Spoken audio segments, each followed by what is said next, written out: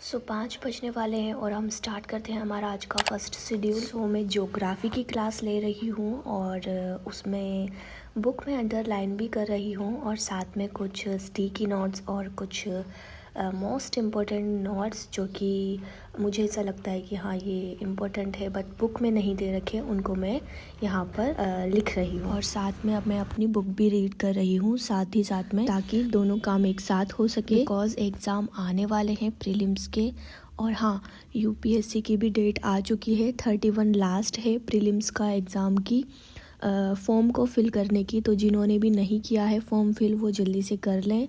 और मैंने इस बार नहीं किया है क्योंकि इस बार मैं स्टेट पीएससी देने वाली हूँ और 2026 में मैं प्रीलिम्स की प्रिपरेशन करूँगी, तो वो मैं देने वाली हूँ। तो अभी मैं 1 साल का गैप ले रही हूँ बिकॉज़ बहुत सारी ऐसी चीज़ें हैं और बहुत सारी ऐसी कंडीशंस हैं जो कि ठीक है, तो मैं 1 ईयर का गैप लेके मैं फिर से एग्ज़ाम दूँगी बिकॉज़ मेरा एमएससी भी चल रहा है। दिशा पब्लिकेशन ने लॉन्च किया है new updated version general science encyclopedia का, जो कि ऑल कॉम्पिटिटिव एग्जाम को कवर करता है, जिसमें जनरल साइंस एनसीईआरटी के ऑल कॉन्सेप्ट इंक्लूडेड हैं। ये 4 कलर वाला इंसाइक्लोपीडिया डिजाइन किया गया है स्टूडेंट के लिए जो कि वेरियस कॉम्पिटिटिव एग्जाम की तैयारी करते हैं। इसमें 100 से ज़्यादा टॉपिक को कवर किया गया है, जिसमें प्रॉपर गाइडेंस, एक्सप्लेनेशन, की कॉन्सेप्ट भी हैं और साथ में रिलेवेंट एग्जाम्पल के द्वारा समझाया गया है।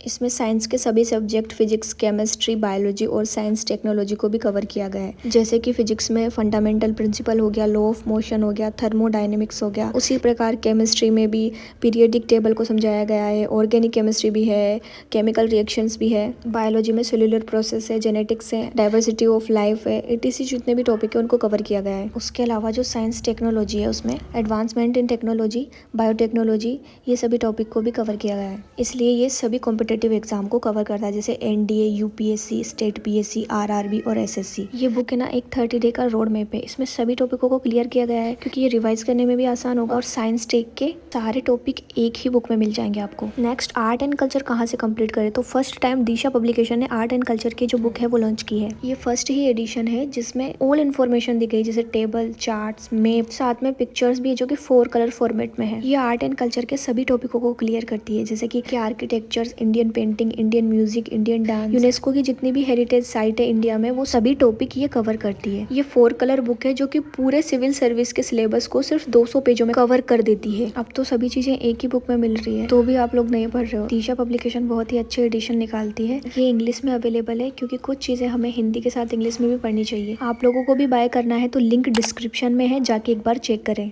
इस वजह से सिर्फ मैं क्लास ही नहीं लेती हूँ, क्लास के अलावा मैं यहाँ पर जो अपनी बुक है उसे भी रीड करती हूँ। बुक मान लो या नोट्स मान लो इसको, तो ये एमपी परीक्षा धाम के नोट्स हैं जिसमें एमपी से रिलेटेड सारी की सारी चीज़ें इसमें मिल जाती है। और साथ में मैं स्टेट पीएससी से जो PYQs थे पहले के प्रीलिम्स के उनको भी सॉल्व कर रही हूँ बिकॉज स्टेट पीएससी में प्री में सिलेक्ट होने के लिए 80 से 85 नंबर नहीं, क्वेश्चन सही होने चाहिए, यानी 160 165 के लगभग कट ऑफ बनती है। उसी प्रकार जब हम यूपीएससी में प्री देंगे तो उसके लिए 45 क्वेश्चन 85 से लेके 90 तक या फिर 80 से लेके 90 के बीच में हमारी कट ऑफ बनती है, कभी कभी 85 और 90 तक चली जाती है। मैंने 31 क्वेश्चंस का टेस्ट दिया था और उसमें से मेरे 10 क्वेश्चंस गलत निकले हैं, बाकी 21 सही थे, बट ये बहुत कम है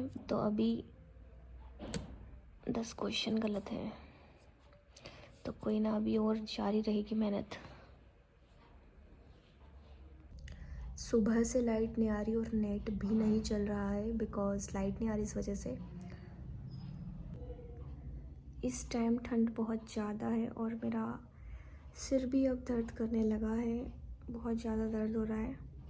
तो अब मैं जाऊंगी और पहले कॉफ़ी बनाऊंगी और फिर कॉफ़ी पियेंगे, तब तक शायद मेरा नेट चल जाए। तो चलो चलते हैं, पहले कॉफ़ी बनाते हैं। जब मैंने यूपीएससी का प्रीलिम्स दिया था उसमें सी सेट में मेरा अच्छा कुछ खास प्रदर्शन नहीं था बिकॉज़ उसकी मैंने प्रिपरेशन इतनी नहीं की थी, उसे बहुत ही लाइटली ले लिया था, दैट्स वाई। और दूसरा, मैथ उसमें थोड़ी बहुत आती है, रीजनिंग आती है, बाकी उसमें थोड़ी बहुत मैथ आती है, तो मुझे मैथ का एम भी नहीं पता था क्योंकि एक तो साइंस स्टूडेंट है, ऊपर से बायोलॉजी है मेरे पास, तो बायो वालों और मैथ का बहुत ज़्यादा दूरी रहती है। मतलब मैथ को देखते ही मुझे पता नहीं क्या होने लगता है। इस वजह से 10th क्लास के बाद मैंने मैथ पढ़ी ही नहीं। फिज़िक्स में थोड़ी बहुत आती थी, उसमें भी मुझे थोड़ा फिज़िक्स बहुत ही बुरा लगता था। इसी वजह से बायो और केमिस्ट्री था अच्छा लगता था। लेकिन अब जब मैंने केमिस्ट्री ली है MSc में, तो उसमें भी थोड़ी बहुत मैथ आने लगी। मतलब मैथ यानी फ़िज़िक्स के थोड़े बहुत रूल्स उसमें फ़िज़िकल केमिस्ट्री में हमें पढ़ाते हैं। इस वजह से मुझे बस वही सब्जेक्ट बहुत बुरा लगता है। हाँ, बट फिर भी अब मुझे CSET की प्रिपरेशन करनी ही पड़ेगी, बिकॉज़ वो मतलब अगर मान के चलो फर्स्ट पेपर हमारा हो जाता है और सेकंड ही नहीं हो रहा, जो कि पासिंग मार्क्स का है, तो यार ये तो बहुत बुरी बात है। तो इस वजह से CSET की पहले प्रिपरेशन करना, मतलब 1-2 महीने पहले तो मैं स्टार्ट करूँगी। स्टडी करने का असली मज़ा ठंड में ही आता है, क्योंकि एक तो ठंड, ऊपर से कॉफ़ी हीटर जला के बढ़िया अच्छे से पढ़ाई करते रहो। और अब जब ठंड आ गई है तो पता नहीं क्यों मुझे सुबह के टाइम पढ़ाई में इतना मन नहीं लग रहा जितना कि शाम के टाइम लग रहा है, रात के टाइम लग रहा है। तो हाँ, अब मैं थोड़ा सा सुबह थोड़ा सा पढ़ लेती हूँ, बाकी रात में भी मैं नाइट स्टडी करना मैंने शुरू किया है।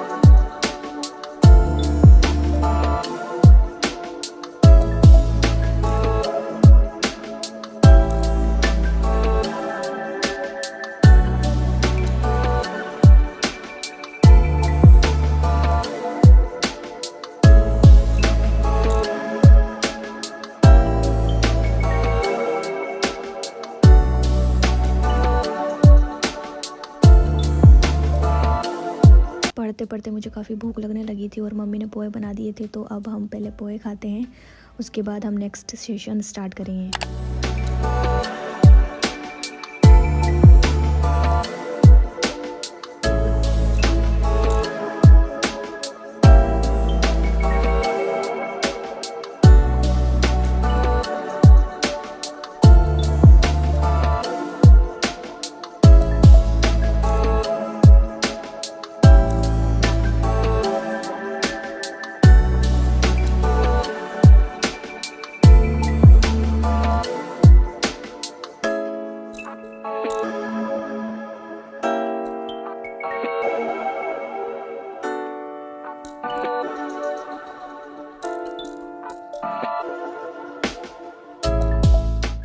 वैसे सर्दियों में डिशेस को वॉश करना इतना आसान काम नहीं है, बट हाँ, मेरी मम्मी की भी थोड़ी तबीयत सी ऐसे रहती है, जिस वजह से वो ठंड में इतना काम नहीं कर पाएंगी। दैट्स वाई मैंने बर्तन वॉश कर दिए हैं। तो अब पहले मैं थोड़ा बहुत काम करवा लेती हूँ, देन हमारा जो नेक्स्ट सेशन है वो स्टार्ट किया जाएगा। बिकॉज़ घर में रहेंगे और कुछ भी काम नहीं करवाएंगे तो ये गलत हो जाएगा। वैसे मेरी मम्मी इतनी अच्छी है कि वो बोलती तो नहीं है, वो बोलती है कि सिर्फ तुम पढ़ाई करो, पर मेरा भी फ़र्ज़ बनता है कि जहाँ मुझे दिखे कि हाँ मुझे ये चीज़ करनी है तो वो मैं कर लूँ। So this is my highlighted notes, और अब हम हमारा नेक्स्ट सेशन स्टार्ट करते हैं।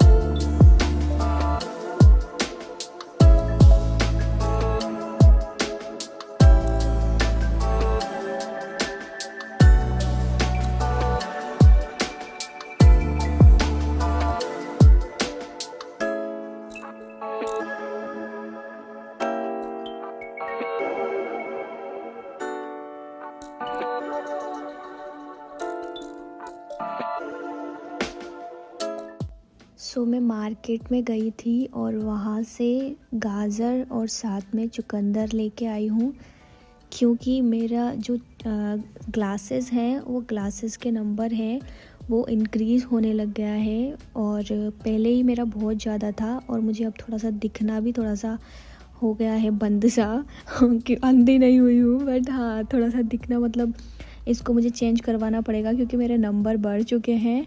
और साथ में मेरा BP भी और लो होता है और मुझे चक्कर से आते हैं और सिर दर्द करता है। बड़ी बात तो ये है कि सिर दर्द करता है, इसी वजह से मैंने सोचा कि थोड़ा सा खाने पीने पर ध्यान दिया जाए यार। तो ये जो बेस्ट चीज़ है। और मेरे पापा भी बोलते हैं, मतलब मेरे पापा हमेशा कहते हैं कि अगर तुम सर्दी में कुछ चीज़ खाओगे, क्योंकि सर्दी में कोई भी चीज़ हम खाएंगे तो वो पच जाती है अच्छे से, ठीक है। जितना ज़्यादा तुम सर्दी में खाओगे, मतलब जितना ज़्यादा अपने हेल्थ का ध्यान रखोगे तो गर्मी तक चल जाएगा वो, मतलब ठीक है। तो जितना हो सके सर्दी में, मतलब क्योंकि सर्दी में सलाद वगैरह ये सब चीज़ें, गाजर, मूली और भी टमाटर वगैरह ये सब चीज़ आती हैं अच्छे से, तो इनको सलाद खाओ और जूस पियो ज़्यादा। पर इसमें क्या होता है ना, ये मैंने जूस एक बार पहले भी पिया था, बट मैंने क्या करा, एक ही बार में वो जूस पी लिया था, बिकॉज़ बीट रूट में थोड़ा सा ऐसा स्वाद आता है मिट्टी मिट्टी जैसा, तो इस वजह से मैंने एक ही बार में वो पी लिया था। तो उसके बाद मेरा तो मन ना वो थोड़ा सा ऐसा करने लग गया था, घबराने लग गया था, बिकॉज़ वो एक बार में नहीं पी सकते, हमें थोड़ा थोड़ा करके पीना पड़ेगा, क्योंकि ये बहुत हाई होता है।